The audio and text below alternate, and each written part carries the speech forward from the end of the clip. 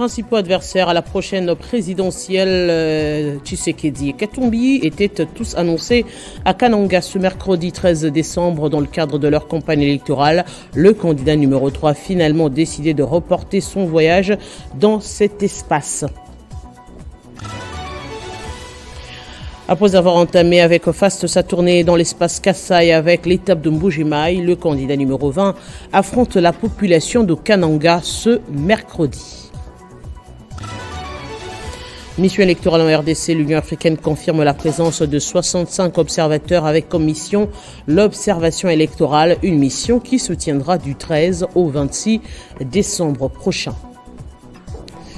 Bienvenue à tous dans ce journal sur Télé 50. Le candidat numéro 3 à la présidentielle était à Boma et à Mwanda dans le Congo central hier mardi, énième étape de sa grande tournée dans le pays, victime des actes d'intolérance politique dans la province du Congo central.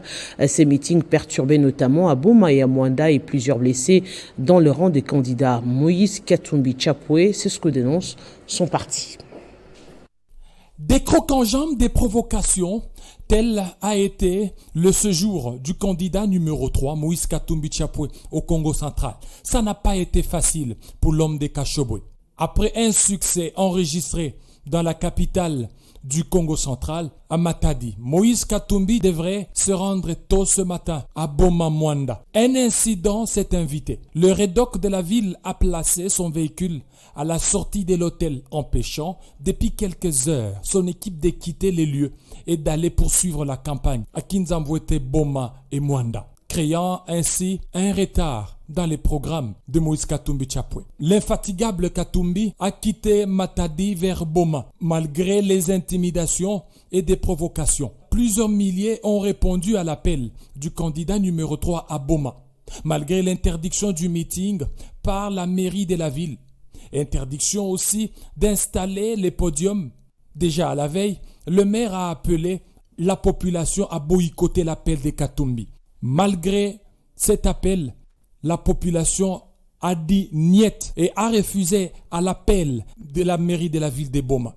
Soucieux de la population qui s'était déplacée, Katumbi a tenu son meeting dans la rue devant le peuple qui avait soif d'écouter un autre discours plus pragmatique que des promesses non tenues. À Mwanda, le meeting de Moïse Katumbi Chapwe s'est terminé à queue de poisson et dans le sang. 2 personnes non autrement identifiées ont attaqué la foule avec des machettes et cailloux avant de viser Moïse Katumbi Chapwe. Heureusement pour lui, sous les podiums, le candidat numéro 3 était bien encadré par sa garde rapprochée. Tous les dispositifs de sonorisation ont été vandalisés. De nombreux blessés sont à déplorer. Le garde rapproché du candidat numéro 3, Moïse Katumbi Chapwe, est sorti avec un visage amoché. Selon certains témoins sur place, quelques jeunes de partis politiques au pouvoir ont été instrumentalisés pour saboter le meeting de Moïse Katumbi Chapwe. Sans surprise, Moïse Katumbi Chapwe a émerveillé les habitants du Congo central.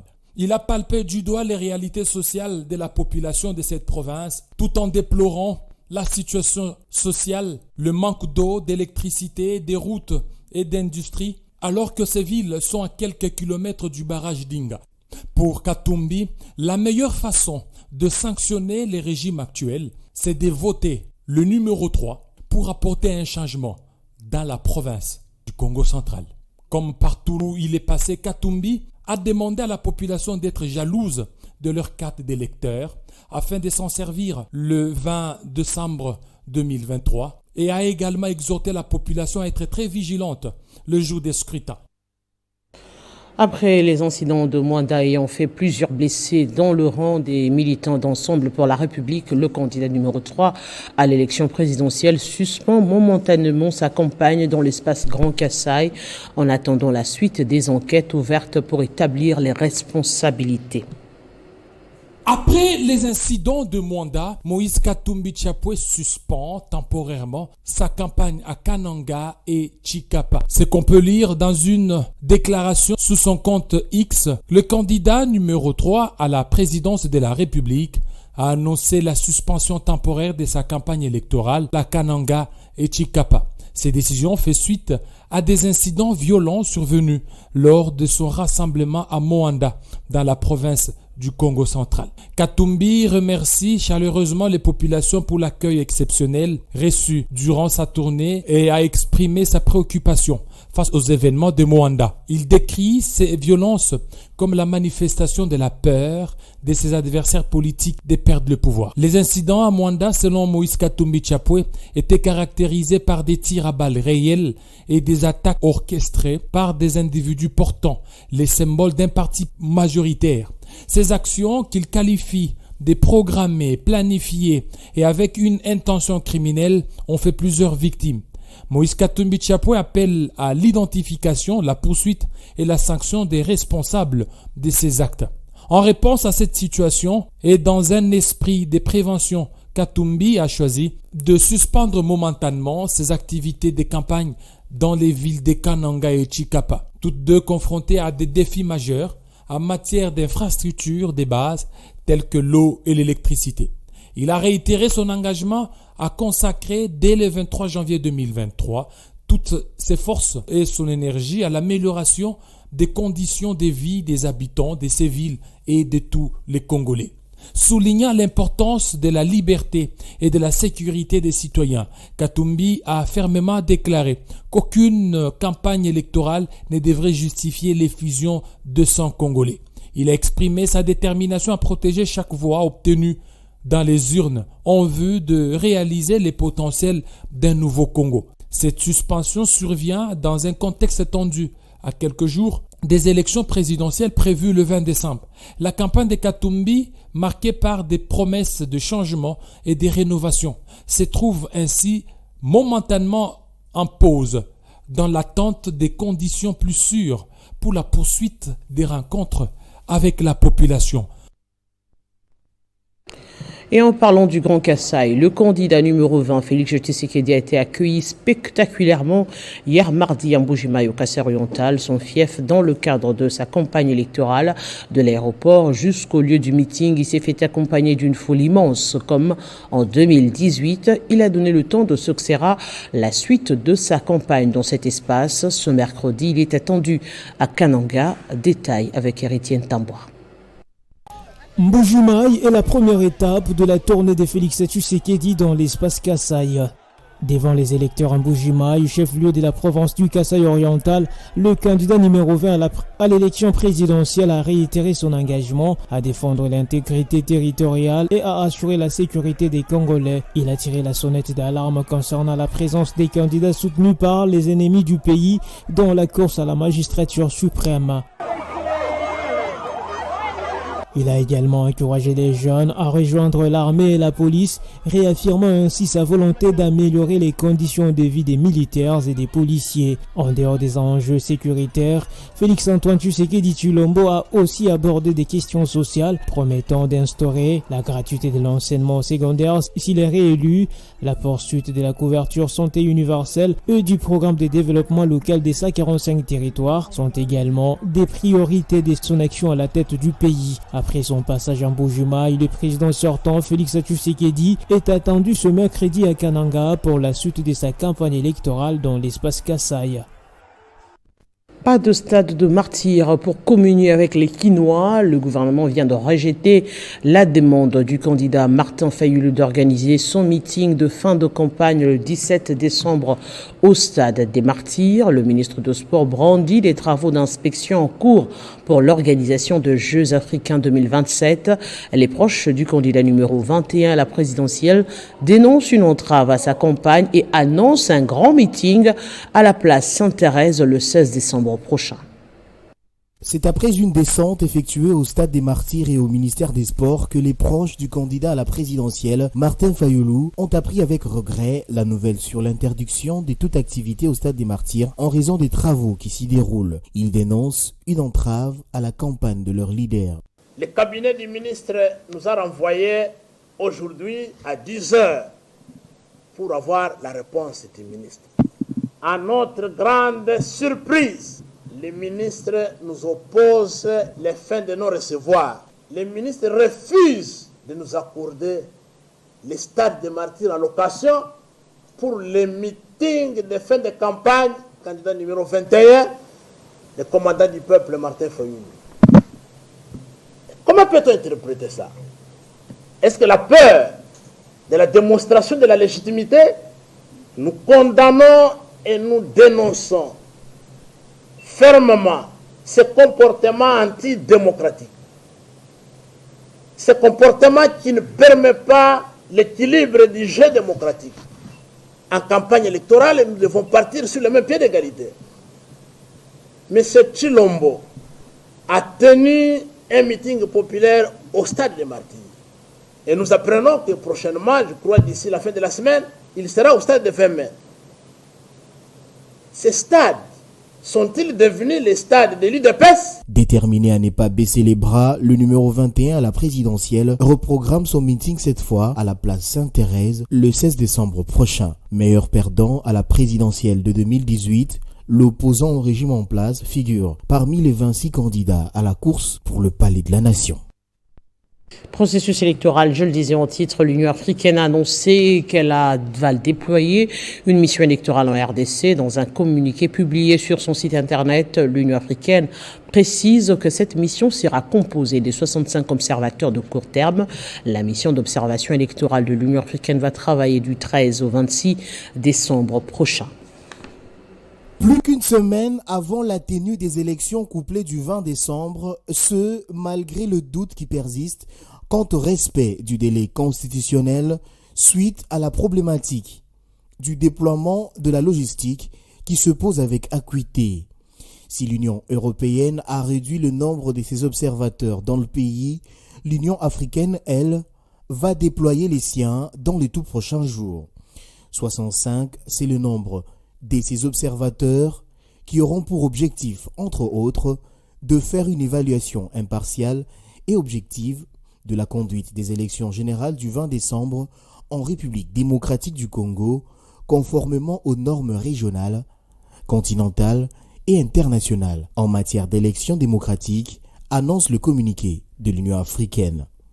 Selon la même source, ces observateurs vont également contribuer à la bonne tenue d'élections crédibles et pacifiques en vue de la consolidation de la gouvernance démocratique, de la paix et de la stabilité dans le pays. La Commission électorale nationale indépendante qui a réceptionné vendredi dernier le dernier lot du matériel électoral commandé en Chine d'un tonnage de 92 884 kg composé des documents sensibles de bureaux de vote, continue de confirmer la tenue des élections dans le délai constitutionnel, c'est-à-dire dans 7 jours. L'opposition congolaise martèle sur des élections crédibles et transparentes le 20 décembre.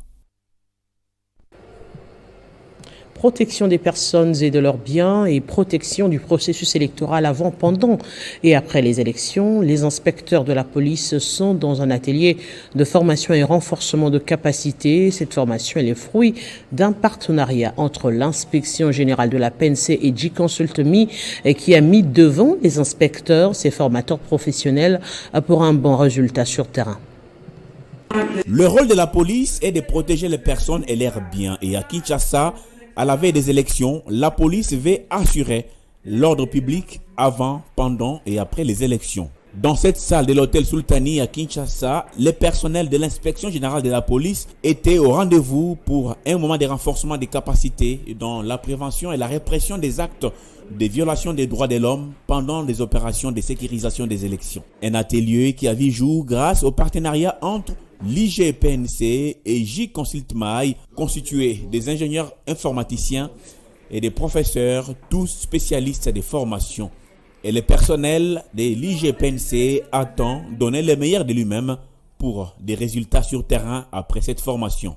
Qui est l'inspection générale de la police nationale, appelée à faire respecter aux policiers congolais les lois et règlements de la République, les droits fondamentaux ainsi que les libertés publiques, s'est résolu en partenariat avec la firme J-Consult.me d'organiser ces séminaires de formation en vue de la protection des droits humains pendant cette période électorale. Les stratégies seront acquises au terme de ces assises pour un déroulement apaisé du scrutin du 20 décembre prochain. Esaïn Joli, candidat numéro 470 à la députation nationale dont la circonscription de la Funa a communié avec sa base de Bandalungwa où il s'est engagé à défendre les intérêts de la population de la Funa. Cette rencontre était une occasion pour le candidat numéro 470 de présenter son soutien à Félix Tshisekedi, candidat numéro 20 à l'élection présidentielle du 20 décembre prochain.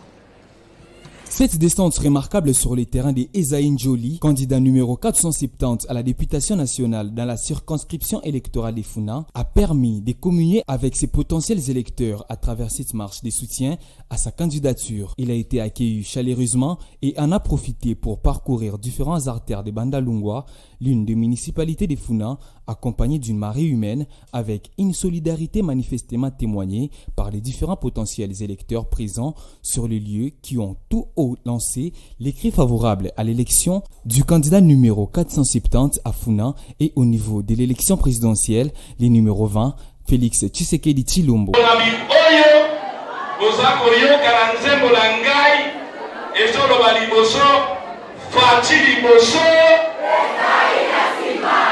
Et là, qui c'est qu'il faut renouveler le président Fachi Beto mandat. Fune Koufi Bozana Bolobelité. Fune Koufi Bozana Bolobelité. Mbala O Bozana candidat numéro combien? Numéro combien au continent?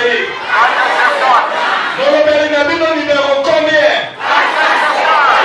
Après s'être adressé à ses potentiels électeurs, Esaïn Joli, candidat numéro 470 à la députation nationale, reste rassuré et serein quant à l'issue heureuse des scrutins du 20 décembre 2023. Et devant une foule nombreuse venue des quatre coins du district de la Tchangou, le bourgmestre de la commune de Ndjili, Mbumba Ngaliema Papi, a lancé mardi la campagne électorale du chef de l'État Félix Tshisekedi et candidat numéro 20, une cérémonie à laquelle ont pris part plusieurs cadres de l'UDPS et bourgmestre de la commune de Massina. Musique, fanfares ont agrémenté la cérémonie du lancement de la campagne électorale du président sortant et candidat à sa propre succession, Félix Tshisekedi Tshilombo dans la commune d'Ndjili. Une grande manifestation initiée par le bourgmestre de cette commune, Papi Mbumba Ngaliema, qui ne s'est pas présenté comme candidat aux législatives nationales et provinciales. Avec les slogans Ndjili Pona Fativan, Mbumba Ngaliema s'engage à accompagner la vision du chef de l'État et invite la population congolaise à voter massivement pour le candidat numéro 20 à l'élection présidentielle qui a à son actif un bilan largement positif. Les amis pour soutenir la candidature d'élection, il y a candidat à Bisso, Félix Antoine Tshisekedi Tshilombo, la magistrature suprême. Là, étant que beaucoup de sa commune à sa candidature à tous les niveaux. Mais il est de bonne loi à soutenir Bokondiamboka. Grâce au soutien du président Félix Tshisekedi, la commune d'Ndjili vient de créer plus de 1000 emplois. La commune vient également bénéficier d'une nouvelle maison communale qui sera la plus belle de la ville de Kinshasa. Cette cérémonie était aussi une occasion pour Papi Mbumba d'exhorter la population du district de Tchangou de porter leur choix sur les candidats numéro 769 à la députation nationale. Augustin Kabouya, secrétaire général du parti UDPS, le numéro 1 de la commune d'Ndjili, ne jure que sur la réélection de Félix Tshisekedi à la magistrature suprême qui a déjà déclenché le développement de cette commune. Yannick Lumbu, qui concourt à la députation nationale dans le Haut-Katanga, communié avec sa base de Lubumbashi mardi. Le candidat numéro 268 à la députation nationale a présenté aux habitants de ce coin Félix Tshisekedi, candidat numéro 20 à la présidentielle, comme la seule personne qui mérite la magistrature suprême. Il compte sur la force de ses arguments et le pouvoir de convaincre pour se hisser encore une fois de plus à la position du meilleur élu de la ville de Lubumbashi, comme ce fut le cas en 2018 dans la province du Haut-Katanga. Yannick Lumbu, numéro 268 à la députation nationale et 407 à la provinciale, a communié avec sa base au complexe Omnisport Kiwele. L'autorité morale du parti Ciel et membre du regroupement AACR, Yannick Lumbu, a présenté les candidats nationaux et provinciaux et a appelé les louchois de porter leur choix sur les candidats numéro 20, Félix Tshisekedi à la présidentielle. Comme vous le savez, nous vivons un moment de la campagne électorale et pendant cette période, nous sommes et nous soutenons le numéro 20, le président de la République, Félix Antoine Tshisekedi Tshilombo. Et puis au niveau national, vous avez votre propre candidat, Yannick Lumbu, et nous étions seuls à l'hémicycle le mandat passé. C'est pourquoi je vous montre les autres qui sont avec moi ici. Candidat nous honorable Yannick Lumbu. Le numéro 268 a fait vibrer la capitale du cuivre jusqu'au point que la population de ces coins l'a accompagné jusqu'à sa résidence à la fin de son meeting. Et dans le soutien au fiston Simba Doudou, c'est encore de lui qu'on va parler, le philanthrope, et cette fois aller à la rescousse des riziculteurs de la plaine de Ruzizi, une région parmi les pionnières de la culture de riz en République démocratique du Congo, mais pratiquée artisanalement pour accélérer la récolte et la production. Le candidat député national les a dotés d'une machine à décortiquer le riz. Après avoir procédé pendant plusieurs années à la récolte manuelle du riz, ou grâce aux moyens des bords, la plaine de Ruzizi connaît désormais une touche de modernité, œuvre encore une fois d'un nom déjà sur toutes les lèvres, fiston Doudou Simba. Le philanthrope qui veut en finir avec la précarité dans les Sud Kivu a offert une décortiqueuse des riz aux riziculteurs, question d'industrialiser leur culture et de donner un coup de pouce à la production. Par cette occasion, les agriculteurs ne feront la route périlleuse jusqu'au Burundi voisin pour éplucher leur récolte, un chemin de croix qui connaît son terme désormais.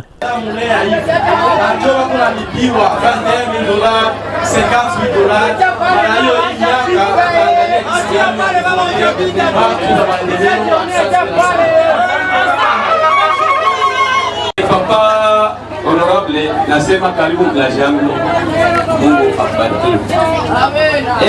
Kunivyo ya village ya Kabunga nikiwaza Mungu iko pamoja nawe papa honorable.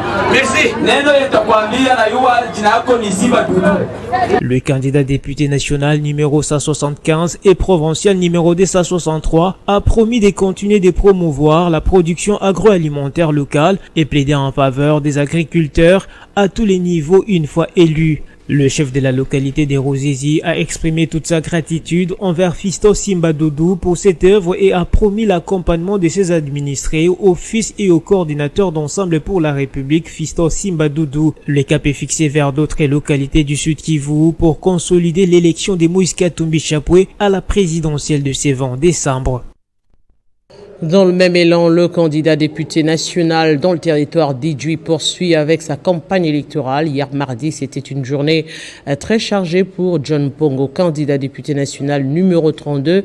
Il a rendu visite à plusieurs familles démunies et sensibilisé toute la population à soutenir sa candidature à la députation nationale et celle de Félix Tshisekedi comme président de la République.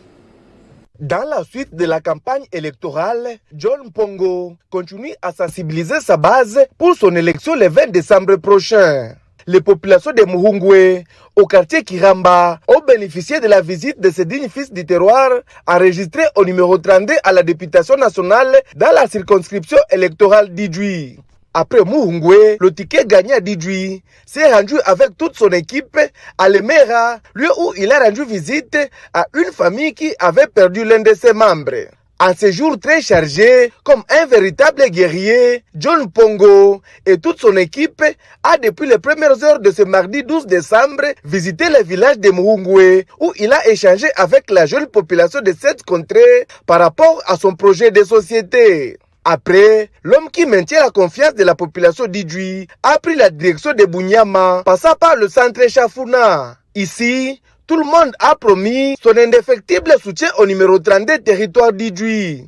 Il ne s'est pas fatigué, John Pongo est allé écouter les doléances des populations de Nyakalengwa et a promis faire de son mieux pour résoudre tant soit peu les problèmes de cette zone une fois à l'hémicycle. Kilala et Mazina n'ont pas été épargnés de ce périple du numéro 32 John Pongo. Partout où il passait, la population s'alignait à son idéologie. Notons que John Pongo, candidat député national numéro 32 au national en territoire d'Idjouy, a réalisé plusieurs actions dans ces territoires. Les écoles, orphelinats et hôpitaux ont été construits à Idjouy sous financement propre de ces dignes fils du terroir. Il mérite donc la confiance de toute la population d'Idjouy. Direction le centre pilote Mzelon Désiré Kabila à Kanyamaka CC dans le Olomami où les bâtisseurs ont lancé plusieurs opérations agricoles. Le général-major Jean-Pierre Kassongo Kabwika fait le tour d'inspection pour s'assurer de la bonne qualité du travail abattu. C'est depuis le vendredi 8 décembre que le général-major Jean-Pierre Kassongo Kabwika a commencé la ronde du centre pilote Laurent Désiré Kabila. Nous sommes à Kanyamaka CC, province de Olomami, autour du commandant du service national, son état-major, première escale, les champs de maïs où tout pousse normalement. Que nous avons accompli depuis le mois d'août, la préparation du sol, parce qu'on a fini, on a complété maintenant toutes les opérations. Là, nous n'attendons que la récolte. Alors il fallait faire l'inspection, passer la situation en revue. Mes impressions sont bonnes. De 200 hectares à 4000 hectares aujourd'hui, c'est formidable. Avec une projection, parce que lorsque nous nous visitons, nous faisons même la projection pour l'année prochaine. Avec une projection de faire la campagne agricole 2024-2025, 7500 hectares. Une première en République démocratique du Congo.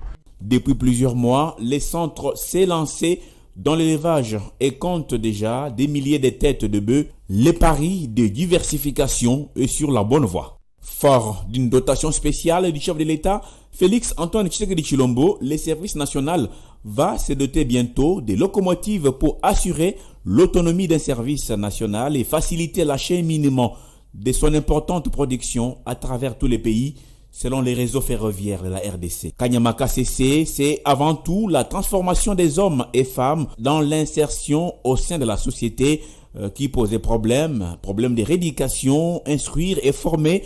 Voilà les trois ingrédients du général-major Jean-Pierre Kassongo Kabwika qui a réussi grâce à l'implication du chef de l'État et commandant suprême des forces armées et de la police, Félix Antoine Tshisekedi Tshilombo. Après avoir été répertorié parmi les sociétés minières qui ne respectaient pas la loi sur la sous-traitance en RDC, cela fait suite à une interprétation erronée. La SICOMIN a pris l'engagement d'accorder tous les marchés de la sous-traitance aux entrepreneurs congolais, un engagement pris par la signature conjointe d'un procès-verbal avec la RSP. Durant la mission de contrôle de conformité effectuée par les inspecteurs de la RSP au sein de la SICOMIN, il s'est révélé que ces responsables accusaient une certaine confusion d'interprétation en ce qui concerne la convention sino-congolaise et les exigences de la loi sur la sous-traitance en termes de participation de Congolais à la chaîne de valeur de ressources naturelles du pays. Après plusieurs séances de travail conduites par le DG Miguel Cachal, suivi de son directeur de contrôle et les OPJ de la RSP, la SICOMIN, par le biais de son directeur général, M. Lee, a tout d'abord reconnu cette déviation et s'engage solennellement dorénavant à respecter scrupuleusement les principes et la loi qui réglementent la sous-traitance en RDC à travers la signature d'un procès verbal qui prouve que les activités secondaires de cette société principale seront prioritairement concédées aux Congolais. Un pari gagné pour les présidents Tshisekedi Félix qui est déterminé à valoriser l'entrepreneuriat de sa population. Le présent procès verbal qu'on vient de signer avec la SICOMIN, et dans ce procès verbal, SICOMIN a pris l'engagement avec le directeur général ici présent, M. Lee, de désormais respecter scrupuleusement les dispositions légales et réglementaires régissant la sous-traitance dans le secteur privé en République démocratique du Congo. Et à cet effet, il s'est engagé à orienter, donner, confier tous les marchés de sous-traitance aux entreprises à capitaux majoritairement congolais. Ramener la primauté des marchés de la sous-traitance entre les mains de Congolais, selon la vision du président Tshisekedi Félix, reste un défi majeur que le DG Miguel Cachal s'évertue à relever sans relâche afin de parvenir à la création de la vraie classe moyenne congolaise.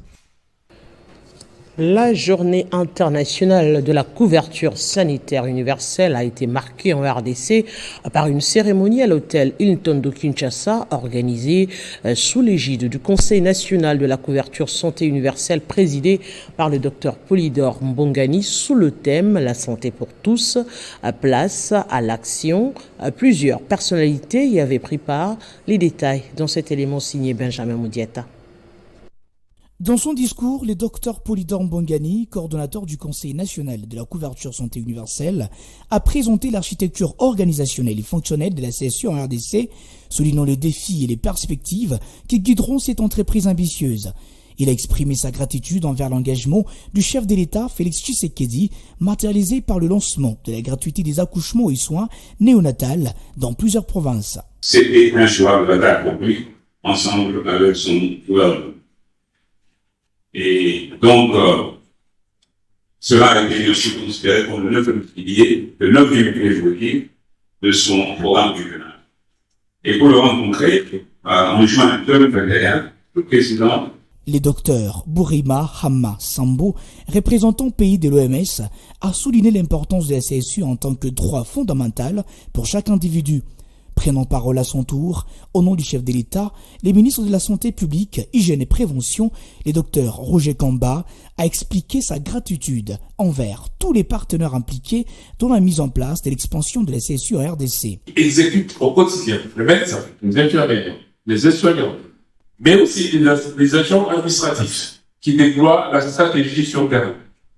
Parce que sans eux, malheureusement, la gravité des accouchements ne peut pas avoir lieu. C'est une carte de santé qu'on donne. La propriétaire de cette carte ne paiera plus les soins de santé pour les mamans qui ont accouché. La célébration de la journée internationale de la couverture santé universelle à Kinshasa a mis en lumière le progrès significatif réalisé en RDC tout en soulignant les défis à relever. Et parlons de la COP28. Après une nuit de prolongation, les pays du monde entier ont approuvé ce mercredi à la COP28 de Dubaï un compromis qualifié d'historique pour son appel inédit à abandonner progressivement les énergies fossiles, principales responsables du réchauffement climatique, après un démarrage en grande pompe le 30 novembre dernier avec l'adoption de la mise en œuvre du fonds destiné à financer les pertes et dommages climatiques des pays vulnérables. La COP28 s'était ensuite rapidement focalisé sur la question des énergies fossiles. Et place au rappel des principaux titres. Principaux adversaires à la prochaine présidentielle, Tshisekedi et Katumbi étaient tous annoncés à Kananga ce mercredi 13 décembre dans le cadre de leur campagne électorale.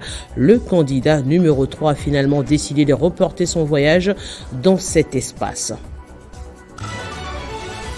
Après avoir entamé avec faste sa tournée dans l'espace Kassai avec l'étape Mbujimai, le candidat numéro 20 à la présidentielle affronte la population de Kananga ce mercredi.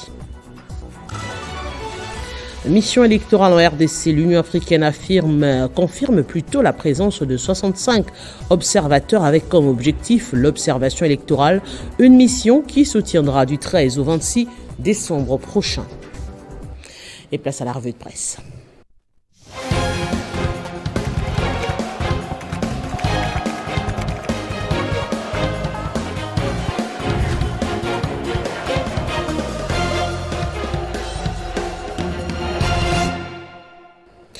Les titres des journaux parus ce mercredi dans une sélection et présentation de Christian Calongi, à qui je dis bonjour et bienvenue. Bonjour Arlette, bonjour à tous ceux qui nous regardent dès partout dans le monde. Alors on reste dans l'actualité avec le processus électoral à la une de votre revue de presse. 65 observateurs de l'Union africaine attendus ce mercredi en RDC. Vous l'avez dit Arlette, je crois qu'il y a lieu d'abord de préciser et de fixer le contexte dans lequel cette mission de l'Union africaine arrive, puisqu'elle arrive quelques jours après que celle de l'Union européenne ait annulé sa mission. Eh bien, Cette mission de l'Union africaine vient en remplacement donc de celle de l'Union européenne. Il s'agit, comme vous l'avez dit, d'une équipe de 65 observateurs de l'Union africaine qui est attendue ce mercredi en République démocratique du Congo pour justement observer les élections du 20 décembre prochain. C'est dans un communiqué que cette annonce a été faite par l'Union africaine, rapporte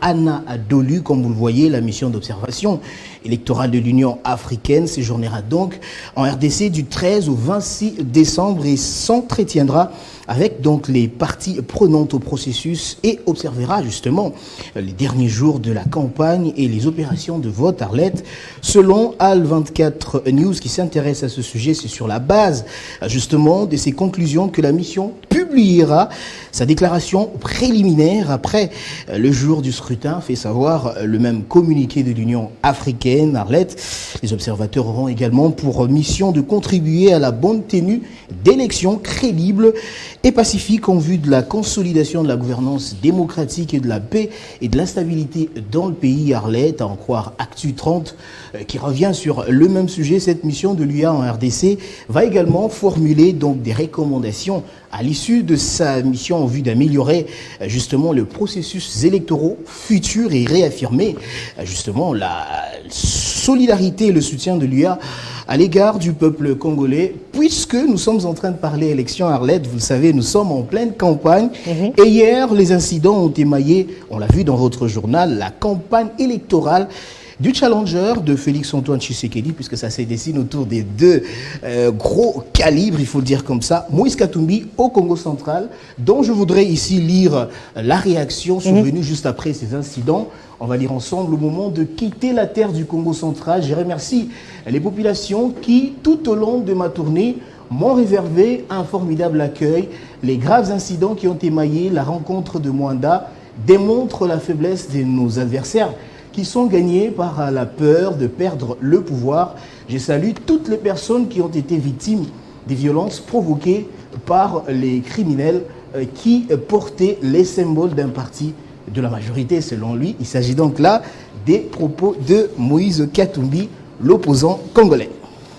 Et on va poursuivre avec la COP28. Enfin, un accord trouvé sur l'abandon des combustibles fossiles. C'est inédit, voire historique, puisque depuis l'existence de ces assises, donc de la conférence des partis, aucun accord n'a été trouvé sur des questions telles que des questions sensibles comme celles relatives aux énergies fossiles. Les participants, Arlette, à la conférence mondiale sur le climat COP28 sont parvenus mercredi à un accord qui, pour la première fois dans l'histoire de ces conférences, appelle donc les pays à abandonner progressivement les combustibles fossiles afin d'éviter les pires conséquences du changement climatique, pointe Usine Nouvelle. L'accord conclu à Dubaï après 2 semaines des négociations acharnées avait pour but d'envoyer un signal fort aux investisseurs et aux décideurs politiques sur la volonté de rompre avec le combustible fossile qui sont de loin la première source des gaz à effet de serre responsables du réchauffement climatique. Ouest France a rapporté les propos du président de la conférence de l'ONU qui a déclaré, je cite, « Il s'agit d'une décision historique pour accélérer l'action climatique ». Fin de citation. L'accord finalement trouvé appelle les pays à transitionner hors des énergies fossiles et à accélérer l'action dans cette décennie cruciale afin d'atteindre la neutralité carbone en 2050. Il s'agit d'un accord qui a été signé, mais sa mise en œuvre, voyons voir. Exactement, c'est ce que j'allais dire. Tout est question de convaincre les grands pollueurs qui sont d'ailleurs très connus et qui semblent très souvent être réticents sur la question de renoncer à la question des énergies fossiles. Parce qu'ils ont des intérêts économiques à préserver, évidemment. Grand merci à vous pour cette sélection. Je vous en prie, Arlette Boutella. Et bien, les téléspectateurs, c'est un réel plaisir de vous présenter ce journal. On se retrouve très prochainement avec le même plaisir, bien sûr, sur Télé 50.